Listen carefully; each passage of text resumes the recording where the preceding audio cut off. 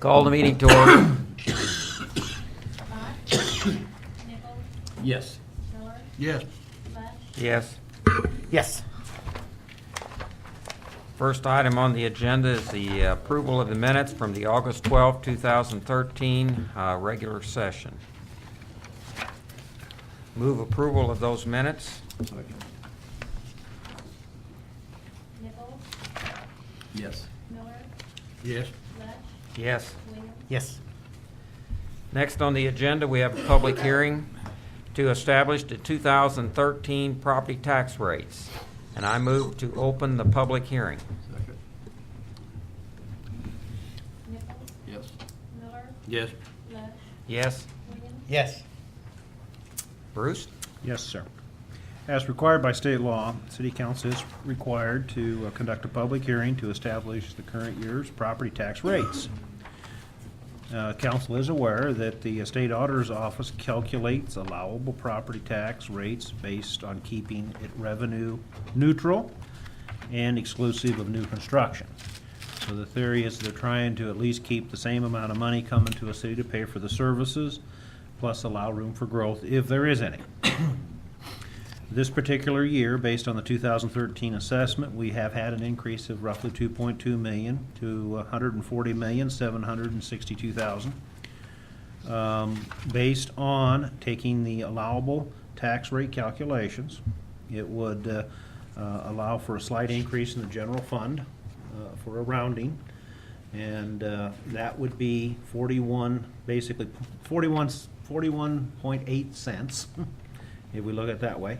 The Recreation Parks Fund would remain at the 10 cents, which we established with the sales tax vote a year ago, and the Public Health Animal Control at 20 cents, for a total tax rate of, would be at 71.82 cents basically per hundred.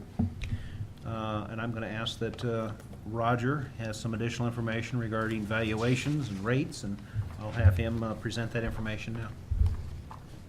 Okay, council, you should have a copy of the PowerPoint that we're going to go through here. And I'm just going to make some highlight comments about a few of the numbers here. As you can see in the left-hand column, it does itemize the property assessed, valuation 2012, on the three categories of real estate, basic real estate, commercial, personal property, railroad, utilities. And as Bruce has already mentioned, it shows on your in your council packet, the assessed value last year was approximately $138,500,000. This year, as Bruce has already mentioned, we did have some growth due to new construction and personal property gains. So our assessed value is $140,762,000.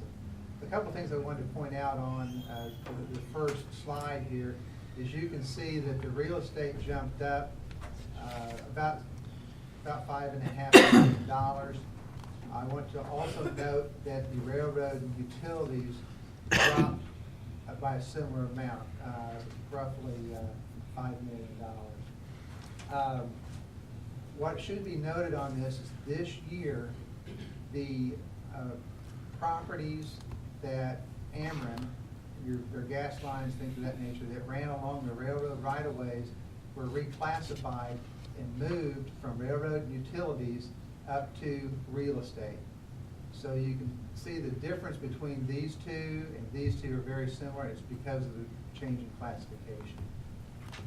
A figure that we're going to come back to in just a moment is, of course, is last year's assessed valuation on how that is used in calculating the revenue neutral adjustment, which this year would only be applicable to the general fund. And making comparisons again, last year to this year, Bruce has already mentioned the Park and Rec would stay at the 10 cents per $100 assessed valuation. Public health would remain at the 20 cents. It should be noted that public health has actually met its cap. Therefore, there cannot be an adjustment over the 20 cent per $100 assessed valuation without a voter approval. However, it could go down. If there would be years that there would be significant growth, then there's also formulas within state statute that would reduce the levy so that it doesn't produce too much revenue for municipality. Again, in total, we're looking at about a 32 hundredths of 1 cent adjustment in keeping that revenue neutral. That 32 cents, 32 hundredths of a cent would have about a 61-cent impact on a home that would appraise at about $100,000. So it is not a large jump as far as the cost to an individual taxpayer, but cumulative, it does certainly allow the city to provide and continue a service at the level it does right now. As far as making the calculation, the way that the state auditor's office makes the calculation on coming up with a revenue neutral rate is they take last year's proposed revenue, which is this $575,000. They take last year's assessed value and those same properties as to what they are valued at this year. So the assessed value for the properties that were assessed previously last year are valued, there's about a $1 million drop. So they basically take that $575,000 worth of revenue divided by the adjusted assessed value of the previous year's property, and that's where you come up with the formula to get to the 41.82 cents per $100 assessed valuation. Within the packet, of course, it does spell out what funds, what money would go to each fund. The general fund would bring in about $588,000. The Parks Fund, again, approximately $140,000. And the Public Health Fund, about $281,000. For a total of $1,010,953. Historically, looking at the City of Mexico rates, I felt that this is a pretty good item to point out. The rate that is, of course, being proposed compares favorably with rates that we've had in past years. We can go all the way back to 2004 and see that we are, with this rate being approved, we would still be below the 2004, 5, 6, 7, and so on rates. Of course, as council is aware and the public is aware, last August we voted to reduce our parks tax from 20 cents to 10 cents. Therefore, we saw this drop from 0.8150 to 0.7150 in this fiscal year. I spoke with the county clerk last Friday, just to kind of find out and see what other taxing authorities were doing within Audrain County.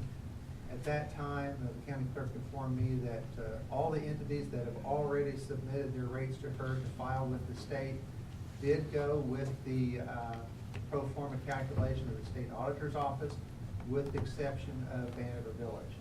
They kept their rate the same. Their rate has been the same for a period of a number of years. These I have listed, of course, some of these, I think Audrain County Health Department, I think they met this evening. So some of these, again, they haven't met yet, so I don't know the outcome of their particular vote. That's it in a nutshell. If there's any questions anybody might have, I'll be glad to answer them.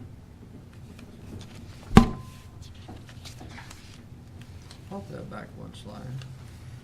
Like this, like find it here. Here? Yeah. Or yes.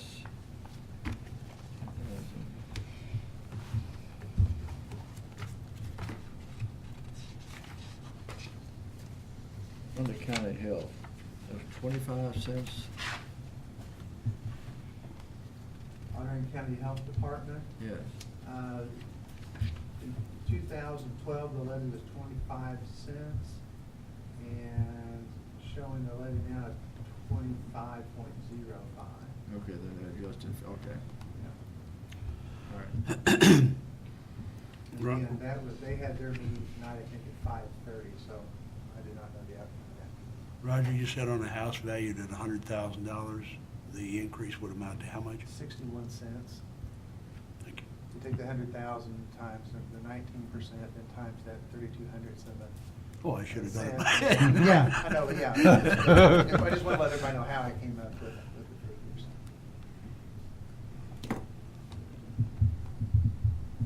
Are the railroad and utilities tax the same rate as what the residential property is, or?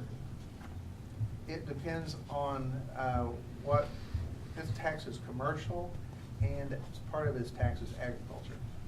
so it is taxed at various rates.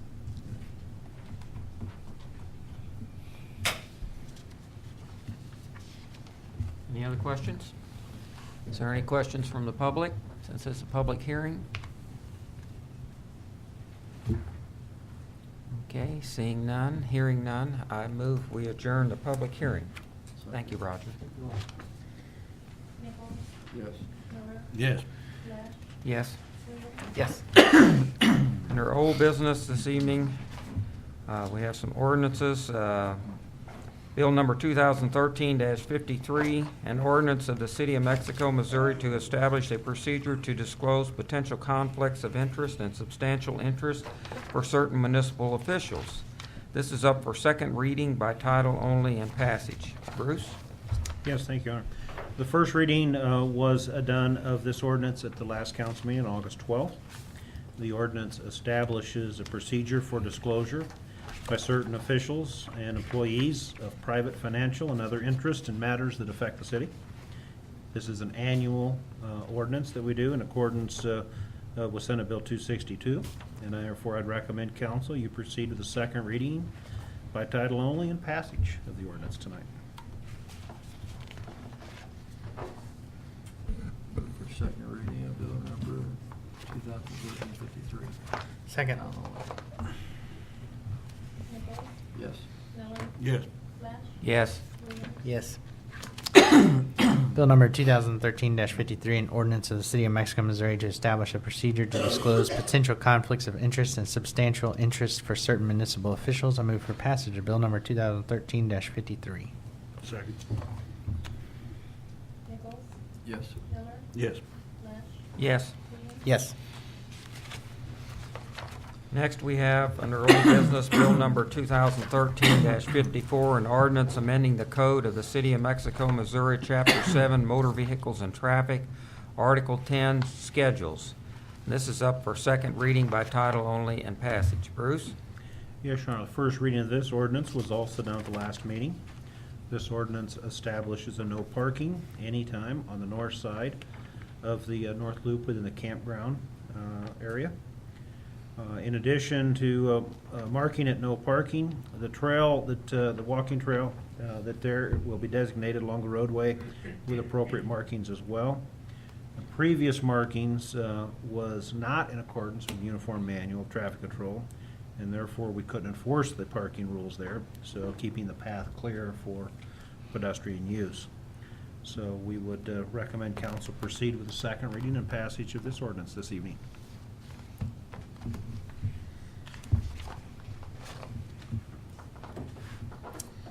I move for second reading of bill number 2013-54 by title only. Second. Nichols? Yes. Miller? Yes. Lash? Yes. Williams? Yes. Bill number 2013-54, an ordinance amending the code of the City of Mexico, Missouri, Chapter 7, Motor Vehicles and Traffic, Article X, Schedules.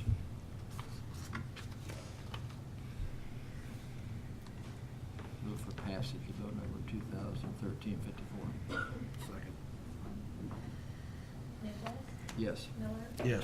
Lash? Yes. Williams? Yes. Next, we have new business ordinances. Bill number 2013-58, an ordinance amending the code of the City of Mexico, Missouri, Chapter 7, Motor Vehicles and Traffic, Article 10, Schedule. And this one is up for first reading by title only. Bruce? Yes, Your Honor, this also establishes a no parking zone. This happens to be on the north side of Pollock Road. To cover the details, I will turn to Kenzie Wessel.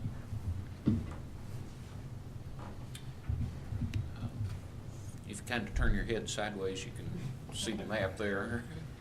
The yellow line representing the area of no parking that's proposed. We did send letters to each of the property owners on both sides of the street stating that we were proposing the no parking and asking for comment and response by telephone to my office or by email or by return mail. We got 2 responses. both of which supported the establishment of the no parking zone. This has come about due to issues that arise when there are large events at the military academy. There's a manpower issue for putting up the temporary no parking, and that sometimes still isn't effective. And there are other times of the year when people have blocked that road.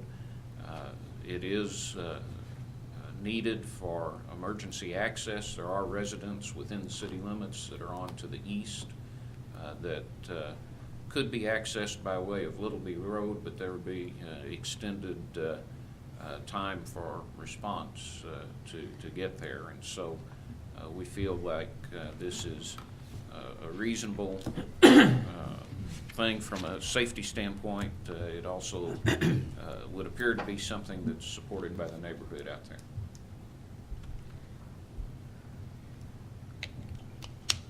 Has there, have you talked to MMA about this, and or do we just send them a letter, or what? They got a letter just like everybody else did. Haven't talked to anybody out there. Haven't had any response from Greg Morton or Mr. McGeorge or anyone.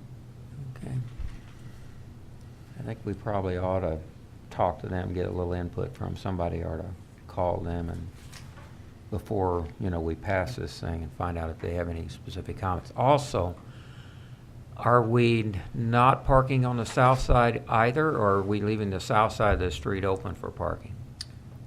The south side is open at this point. This would maintain no parking just on the north side. Would point out that we're just asking for first reading of the ordinance. Right. So we do have an opportunity to contact MMA. Sure. I think we ought to do that just as a courtesy to see if there are other issues that we may not be aware of. No, and we'll be glad to do that. I do want to point out that it's very typical, as Kenzie pointed out, that with large events there, we typically do sign that temporarily, no parking on that side anyway, when there are large events, because you can't get up and down it. So, and I think that's why there is the general support for it, because they know any type of event that's in the neighborhood, they just can't get up and down the road when people park on both sides. I had a suggestion that maybe during those types of events that we make the street one way. And I realize that would be something you're trying to get out of right now in terms of putting in temporary signs and things to make it one way, so people would have to just, and I'm not sure that would work or not. That was a suggestion from one of the folks that lives in the neighborhood.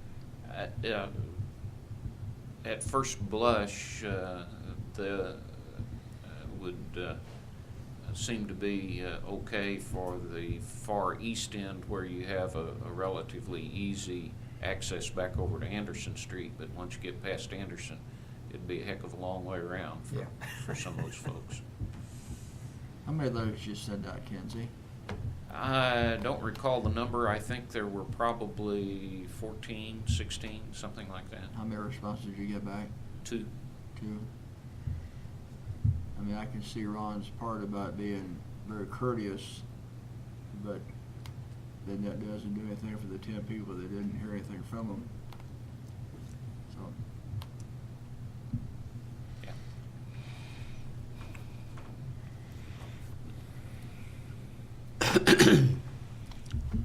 If there are no further questions, I move for first reading by title only of bill number 2013-58. Second. Nichols? yes.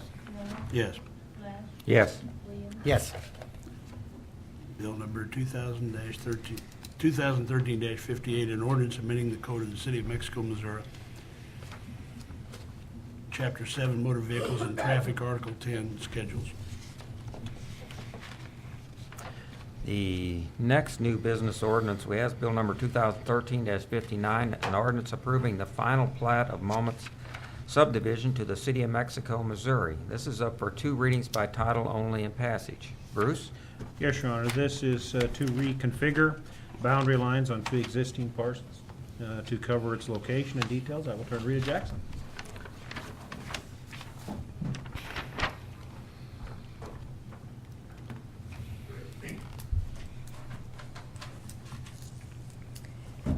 This agenda item concerns a request for final approval of Mommons subdivision submitted by Dennis Mommons. Mommons subdivision is a reconfiguration of the boundary lines of two existing parcels of land. As you can see on the map over there, actually Lot 1 and Lot 2, and the reconfiguration comes in is the boundary lines right there at the bottom. This subdivision is located between Paris Road, also known as Highway 15, and Western Street. Final approval was given to the plat on April the 2nd, 2013 by the Planning and Zoning Commission. A copy of those minutes were attached. Staff has reviewed the proposed plat for city compliance and all utilities are in place. Staff recommends that council proceeds with 2 readings by title only and passage of the attached ordinance. The ordinance has been posted the required time. We do have Mr. Mommons available if you have any additional questions, or if you might have questions for him.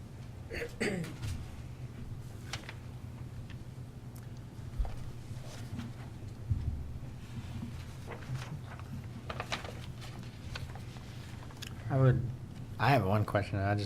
What was the holdup from April 23rd to September, almost September? It was actually the time that we got the plat back. We received the plat back from his architect, Okay. engineer. I'm sorry, engineer survey. So it wasn't a holdup on our end? No, it for was some not reason. on our Okay. end. We got it back probably 2 weeks ago when we brought it to the next meeting. Okay. I move for first reading of bill number 2013-59.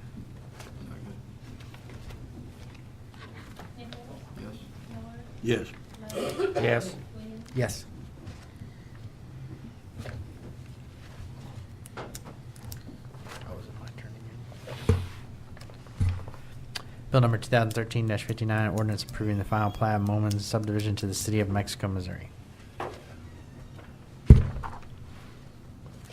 going to do the second one. I move for second reading of bill number 2013-59. Nichols? Yes. Miller? Yes.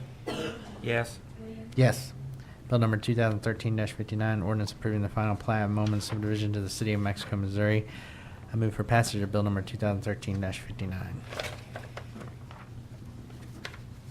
Nichols? Yes. Miller? Yes. Nash? Yes. Williams? Yes.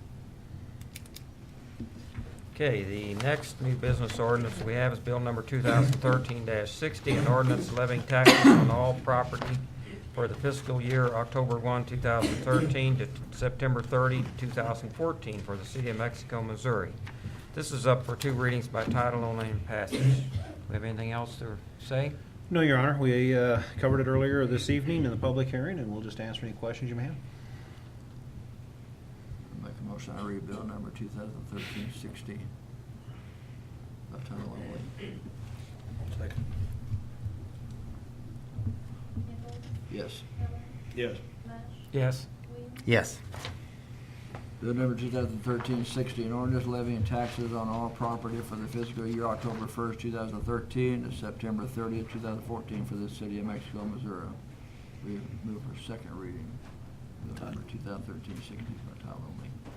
Second. Nichols? Yes. Miller? Yes. Nash? Yes. Williams? Yes. Bill number 2013-60, an ordinance levying taxes on all property for the fiscal year October 1st, 2013 to September 30th, 2014 for the city of Mexico, Missouri. Move for passage. Bill number 2013-60. Second. Nichols? Yes. Miller? Yes. Nash? Yes. Williams? Yes.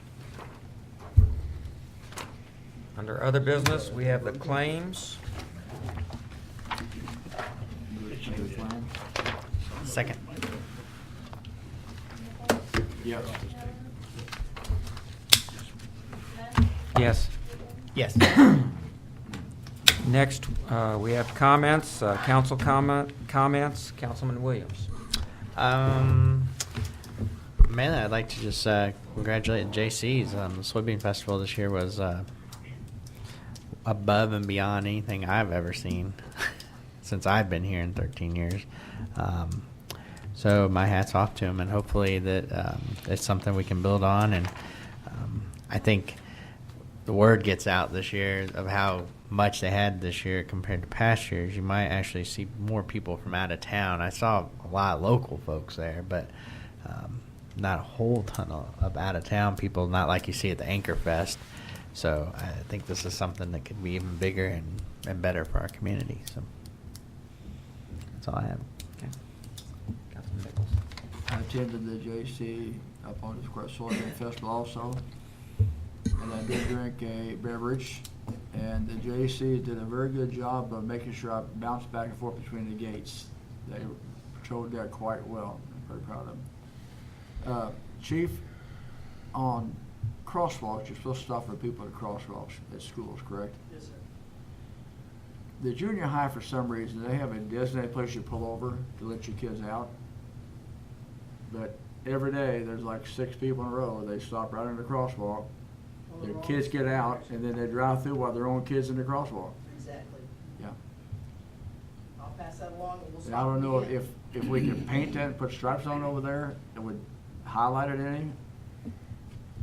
I thought about actually calling the principal and have her send a note home to the kids, but I thought they're a little old for that, so. We'll look into it again. Okay, one more thing. With all the shootings and gun violence in the world, I saw John Malcolm's Facebook post. Now that is a gun-educated person teaching his kid how to safely hold and do a firearm, so I was very proud about that, He's very good. yes. His kid was pretty good too. He'll be giving dad lessons. Okay, that's it.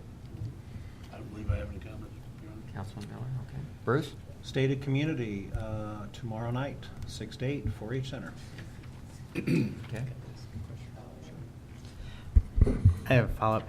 Did we hear anything back from DOT on the situation out there? I just thought about that right now because they were out there today. I don't know what No, they I were haven't doing, heard but they were out there. Kenzie, have you heard anything?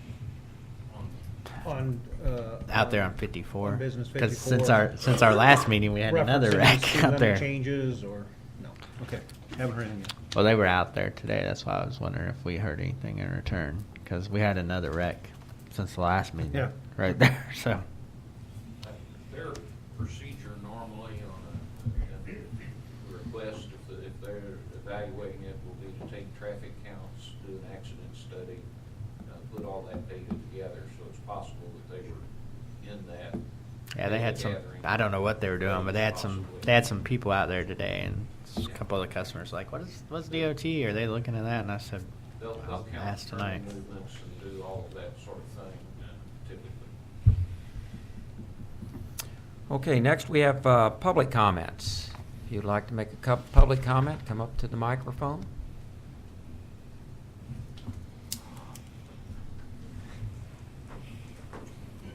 Good evening. Good evening. Mary Soba at 9 Terrace Circle. I'm back again. We still have a problem on Terrace Circle. Kind of waiting to see, one of my neighbors brought some pictures I'll share with you all here in a little bit. But we still have the water issue going on. There's been a lot of money spent over there, but I don't think anything's solved or anything found, as far as I can see. So I was just curious if there's any update. I think I'll go ahead and turn to Kenzie on this one, because he's been the It's one okay to most approach. closely to it and working out there, so. Sure. And I don't know that there's been anything, Mary, since I sent you an update, what, 2 weeks ago? 2 weeks ago. Yeah, I don't think there's really been much since then. Yeah, some patches from the work that was previously done has been done. We did cut some monitoring slits in the roadway to try to determine if water was coming from north side to south side. That was somewhat inconclusive. There's definitely water under the road, but we couldn't really determine source of water necessarily. So at this point, Bruce has asked the engineering division to take a look at solutions from piping to perhaps edge drains to other things that we might look at to try to dry up the water that's under the road, regardless of source. And so we have that on our engineering office project list. So we still don't have a clue where the water's coming from? Don't really have an idea as to source. The whole area, I mean, well, we know from the Maxwell sump pump that there's saturation in the area. And, but we don't really know if the source is natural or otherwise. It does not appear to be a local source from the water line, the water mains or anything. Missouri American has done some extensive testing and had their locator equipment in and actually done some water sample testing. And about all they could tell us from that was that the source does appear to be a groundwater source, but we don't know from whence it comes. Are the They- concrete people finished?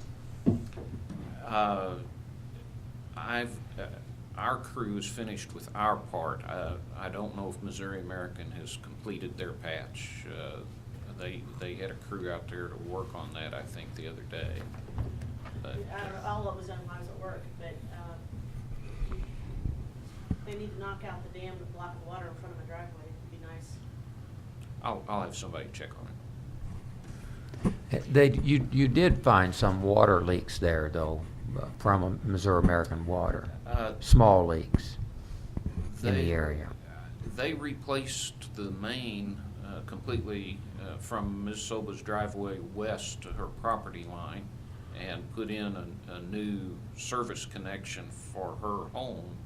I don't think that the original service connection was leaking. From what I understand, I was not out there the entire time that they were working on that. They did have a leak on the north side and replaced service connection to the neighbor on the north side of the road there. But from what Missouri American relayed to me, I don't think they had a leak on Ms. Soba's connection.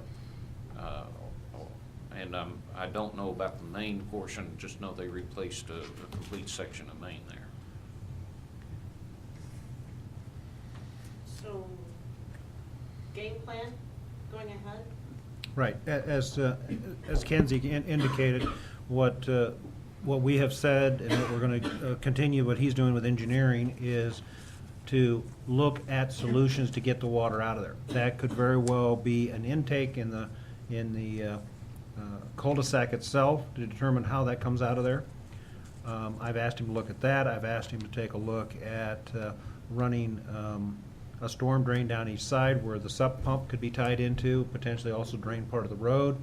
And so he's looking at all the options to say which one makes the most sense and which one's the most cost-effective way to do it.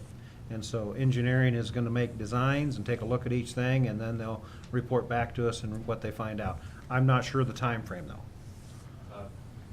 We're working on the Lakeview Park intersection right now. That will, design-wise, will wrap up probably in 2 weeks or so, and then we'll move on to doing some survey work and starting on this. When did this all start? I moved there just short of 4 years ago, and it wasn't like that. So probably a good 3 years. It's been there pretty much the whole time.